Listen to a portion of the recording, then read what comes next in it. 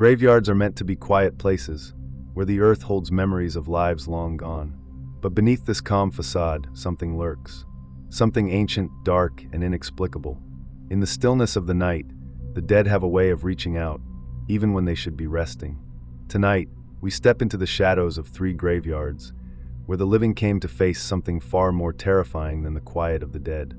These aren't myths or tales passed down through whispers.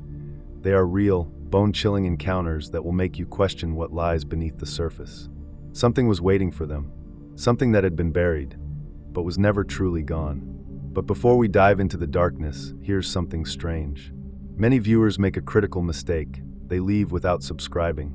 And by doing so, they miss out on the creepiest, most unsettling stories that only the most dedicated horror fans get to experience. Don't be one of them. Hit that subscribe button now and join us as we uncover the eerie truths that linger in the shadows. And while you're at it, tell me, where are you watching from, and what time is it there? I want to know. The night is just beginning, and the terror is only growing stronger. Now let's begin. It was a cold autumn morning when Amanda decided to visit Greenwood Cemetery. She had come to pay her respects to her late father, a man who had always been the cornerstone of her life. It was supposed to be a quiet, solitary moment of remembrance. The cemetery, a place of history, was nestled on the edge of a small town, old, crumbling tombstones scattered beneath the towering, skeletal trees. The wind whistled through the branches, and the only sound that could be heard was the crunch of dried leaves beneath her feet. There was nothing remarkable about the place, nothing that would suggest that this routine visit would soon be anything but ordinary. But something about this morning felt different. A weight in the air, as if something was just off. And as she reached her father's grave, something caught her attention, a figure standing in the distance just beyond the row of headstones. A tall, thin figure, standing perfectly still. Amanda could feel her heart rate increase. It was almost as if the figure had been watching her from the moment she arrived. But it wasn't until she reached her father's grave that she noticed it.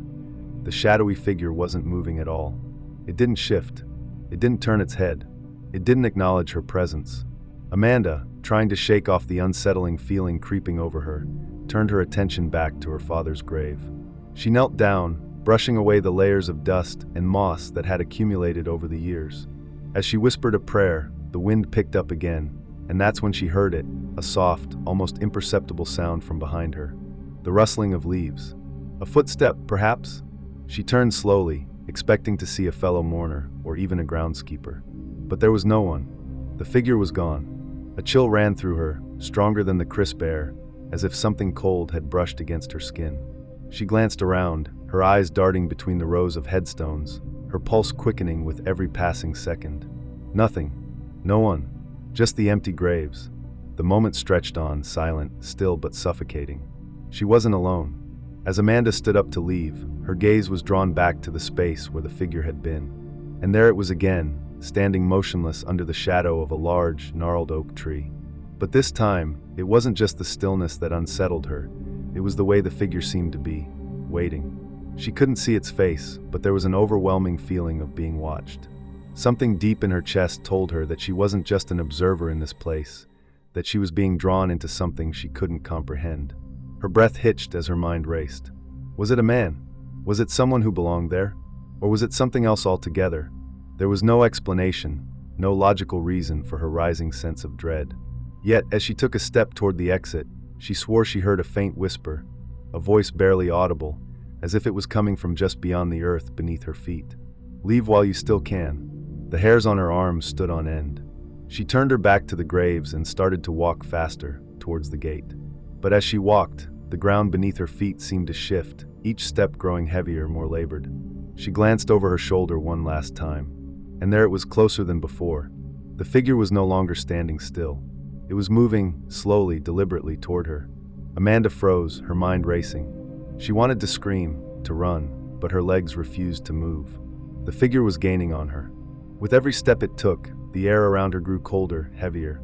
And then, just as it reached the edge of her vision, she saw it clearly. A face, pale and devoid of life, staring at her with hollow, dark eyes. It wasn't a man. It wasn't human. The figure stepped closer, its form flickering, its shape unnatural, as if it were being pulled from another world altogether. And just when Amanda thought she might lose herself in the terror of it all, she heard a voice, a clear, firm whisper that seemed to echo from the depths of her soul. "You should never have come here." The ground beneath her seemed to tremble. The air cracked with an intensity that could not be ignored. Amanda bolted, running as fast as she could through the gates of Greenwood Cemetery. The figure, whatever it was, remained behind her, but it didn't chase her. It didn't need to. She didn't stop until she reached her car. Breathless, heart pounding, she tried to make sense of what had just happened. Was it a hallucination? A trick of the mind? Or something far darker, something that shouldn't have been there at all? It wasn't until weeks later, when Amanda returned to Greenwood Cemetery, that the full horror of that day hit her. When she asked the cemetery caretaker about the strange figure, the man's expression darkened. "You saw it, didn't you?" he asked, his voice grave. "You saw him." The man went on to explain that many years ago, a man had been buried in the cemetery under strange circumstances, an individual whose body was never properly identified. For years, it was believed that his spirit wandered, searching for someone or something. "But don't worry," the caretaker said. "No one ever stays long enough to meet him twice." The figure that Amanda had seen wasn't gone. It had never been gone. It had simply been waiting for someone to stumble upon its grave. And now, that someone had been Amanda. The St. Augustine graveyard was once a peaceful resting place, its grounds carefully tended by the same family of caretakers for generations.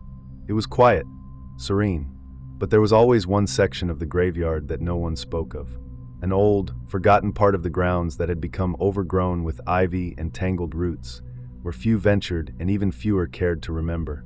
It was here, in the farthest corner of the cemetery, where the story of the forgotten child began. A child whose grave, it seemed, had been overlooked by time itself. Her name was carved into the stone, half erased, worn down from years of neglect, but no one could recall the exact date of her death or the reason for her untimely passing. The caretaker, an elderly man who had worked at St. Augustine for decades, had heard rumors about this corner of the cemetery long before he'd taken over the maintenance duties. He had heard whispers of strange occurrences, things that could not be explained by the natural world. But like many others, he brushed them off as mere superstition, something the townspeople made up to pass the time. That was, until the events began. It started one chilly autumn evening, when the caretaker first noticed something unusual. He had walked to the forgotten corner of the graveyard to inspect the stones, as he did every evening, and was immediately struck by an odd sensation. The air around him felt heavier, thick with a tension he couldn't place. But what caught his attention wasn't just the atmosphere, it was the sound. The unmistakable sound of laughter. At first, he thought it was a trick of the wind, the leaves rustling in a way that mimicked a child's giggle. But when he turned to leave, his foot hit something small and hard.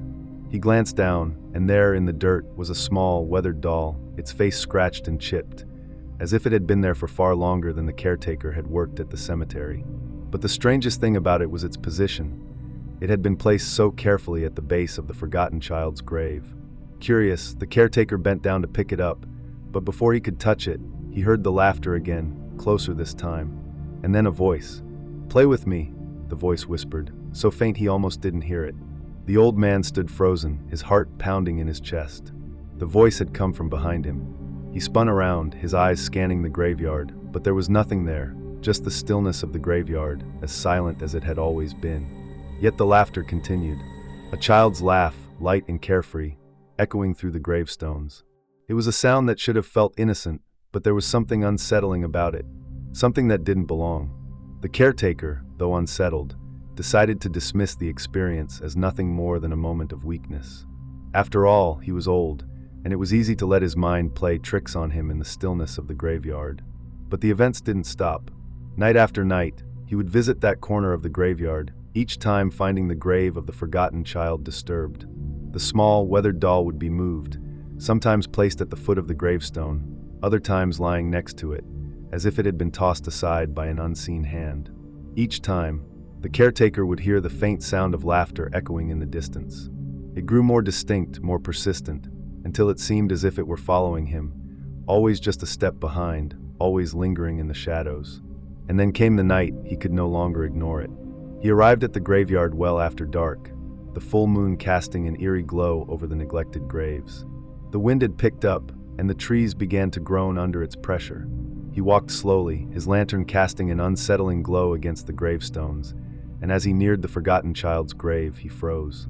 There, in front of the gravestone, was a figure, a small child no older than 5, standing in the shadows, facing away from him.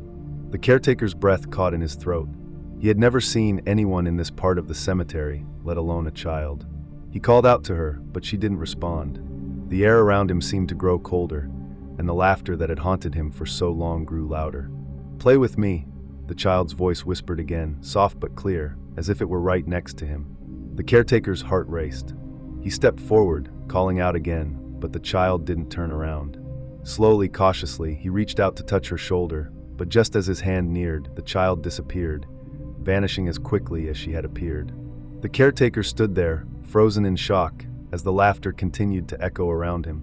He turned in a circle, trying to locate where the sound was coming from, but there was no one in sight. Then, as if something had snapped in the air, the ground beneath him trembled. The earth seemed to shift, and with it, the grave of the forgotten child opened. It wasn't just a crack or a shift of dirt. It was as if the grave itself was being pulled apart, revealing something beneath. The caretaker took a step back, his heart racing as a small, skeletal hand emerged from the grave. The fingers curled and uncurled in the air, grasping at the nothingness above it. The laughter grew louder, more manic now, until it filled his ears. The hand reached higher, and with it came a figure, the spirit of the forgotten child, its hollow eyes staring up at him, its face twisted in an agonizing expression. She floated in midair, her form translucent, yet her presence was overpowering, as if the very essence of death had come alive before him. "Play with me," she whispered again, her voice now a rasping, unnatural sound that sent a chill down the caretaker's spine. He stumbled back, his legs shaking, but before he could move, the figure reached out with both hands, pulling him into the grave, pulling him into the darkness with her. The next morning, the graveyard was as still as it had ever been. The caretaker's absence went unnoticed at first, but when the morning shift arrived, his lantern was found, abandoned near the forgotten child's grave. The authorities were called, but despite their efforts, there was no sign of the old man. No sign of struggle. No sign of anything out of the ordinary, except for the child's grave, which had now been freshly dug up. The toy was gone, and the only thing left in its place was a small, crumpled note, stained with dirt. The note read simply, "Now it's your turn." And from that day forward, the forgotten child's grave was never left undisturbed again. Some say she still roams the cemetery, seeking someone to take the place of those who disappear. Others say her laughter can still be heard on the wind, calling out for someone to play with her. But the graveyard remains silent for now. It was a crisp autumn evening when a group of college friends decided to take a late-night adventure to Blackwood Cemetery. They had heard the stories, the ones the locals whispered about the cemetery's ghostly priest, a figure who wandered the grounds at night, performing rituals that no living soul could comprehend. The priest had died over a century ago, his body long buried beneath the earth, but his spirit, it was said, still wandered the cemetery, continuing his work as if he had never left. To the group of friends, it sounded like nothing more than a local legend, one of those tales designed to keep people away from the cemetery after dark. They laughed about it, joking that they would prove once and for all that the stories were nothing but fiction. Armed with only their phones, a flashlight, and a sense of bravado, they made their way to the cemetery's entrance, the large iron gates creaking open with an eerie groan as they pushed through. The fog seemed to cling to them as they walked down the narrow path leading into the cemetery. The moon was hidden behind thick clouds, casting the entire place into near-complete darkness. The gravestones, old and weathered, loomed like silent sentinels in the mist, each one a reminder of those who had once lived, and of those who had been forgotten. At first, the group felt nothing more than the chill of the night air. The ground beneath their feet was damp, and the wind whispered through the trees in a way that made their hairs stand on end. But they didn't let it bother them. After all, they had come to prove the stories wrong. That was until they reached the center of the cemetery. It was here that the atmosphere changed. The air became colder, heavier, as if something unseen was watching them, waiting for them to make a move.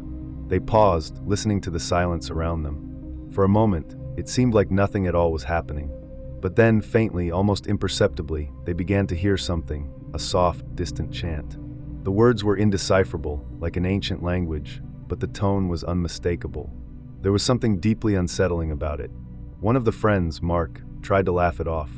"It's probably just the wind," he said, his voice a little less confident than before. But the chanting continued, rising and falling in intensity, as though it were coming from deep within the cemetery itself. Suddenly, one of the friends, Emma, froze in place. She pointed ahead, her face pale. "Do you see that?" she whispered, her voice shaking. The others turned to look, but at first there was nothing there. Only the mist swirling around the gravestones, thickening with each passing second. Then, just as they began to dismiss it as their imagination playing tricks on them, a figure emerged from the fog, tall, cloaked in dark robes, moving steadily towards them with the unmistakable presence of a priest. The friends stood frozen in place, their hearts pounding in their chests. The figure was close now, its form becoming clearer in the fog.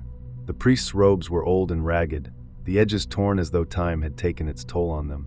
His face was hidden beneath the shadow of a cowl, but there was no mistaking the candlelight that flickered in his hand, casting long, haunting shadows on the ground. The chanting grew louder, the words now echoing through the cemetery, as though they were coming from the very earth beneath them. The friends tried to speak, to call out to the figure, but their voices caught in their throats. The priest continued his slow, deliberate march toward them, the faint glow of his candle illuminating the gravestones around him in a ghostly light. Emma, still shaking, whispered, "We need to leave. Now." But it was too late. As the priest reached the center of the cemetery, he stopped. He turned slowly and lifted the candle high into the air, the flickering flame casting an eerie glow on the ancient stones. The chanting grew louder still, the sound now almost deafening, as though it were filling the very air around them. One of the friends, Lisa, took a step forward. "Excuse me," she called, her voice trembling. Are you okay?" The priest didn't respond. His head remained bowed, and the candlelight seemed to flicker in time with the rising chant. His hands, pale and bony, moved in a strange, rhythmic pattern, as if performing an ancient ritual. And then, in a voice that seemed to come from everywhere at once, the priest spoke, his words ancient and laden with sorrow. "The dead must be kept. The living must be shown. The rituals must be done." The friends stepped back, fear gripping their hearts. The air around them grew colder still, the mist thickening, swirling as though alive. It was as if the cemetery itself was closing in on them, pushing them toward the priest. One of the friends, Jack, tried to run, but as he turned to flee, he found his feet glued to the ground, unable to move. The others tried to call for help, but their voices were drowned out by the relentless chanting that filled the night air. The priest's candle flickered one final time before the light extinguished completely. The cemetery was plunged into darkness, save for the glow of the moon, which broke through the clouds at that very moment. And in the dim light, they saw it, the figure of the priest, now standing directly in front of them, his face obscured by shadows, his eyes empty and hollow. In a sudden flash, the chanting stopped. The friends looked at each other, confused, their minds racing. The priest stood before them, his hands still raised in the air, but his eyes, now visible, were wide, empty sockets, staring at them in a way that made their blood run cold. "You have trespassed," the priest's voice echoed, low and unsettling. "You have disturbed the rituals of the dead, and now you will take their place." The ground beneath them trembled. The mist seemed to come alive, curling around their ankles, pulling them into the earth. Emma screamed, trying to break free, but the more she struggled, the tighter the mist wrapped around her, the weight of the earth pulling her down. The friends tried to run, but it was no use. The cemetery had claimed them. The last thing they saw before the darkness took them was the priest's cold, lifeless eyes, eyes that would forever haunt them, as they had haunted so many before them. The next morning, the cemetery was quiet, peaceful, as if nothing had happened. But as the townspeople went about their morning routines, they couldn't help but notice something strange. At the gates of Blackwood Cemetery stood a small, weathered candle. The light from the rising sun caught it just right, casting long, eerie shadows on the ground. And at the foot of the cemetery's oldest gravestone, a new name had been carved into the stone, one that had not been there the day before. It read Jack, Emma, Lisa, Mark, and the priest. The cemetery had claimed its new souls, and the priest's work was far from over. These were just 3 of the many terrifying graveyard encounters that happen when we least expect it. But what if there's more out there, hiding in the corners of forgotten cemeteries? What if the dead aren't truly at rest? These stories are only the beginning, stories that have been passed down through generations, whispered between those brave enough to listen. But tonight, we've scratched only the surface of what lies beneath the earth, waiting for the curious to wander too close. So tell us, what do you think? Are the dead truly gone, or do they still linger, hidden in the shadows of these quiet, forgotten places? If you've had your own eerie experience, share it with us in the comments below. We want to hear your stories, your encounters with the unknown, your own brush with things that should never be seen. Don't forget to like this video if you dare to believe, and subscribe, because we'll be back with more true stories from the darker corners of the world. Hit the bell icon, so you'll never miss a chilling tale that'll make you question everything you thought you knew.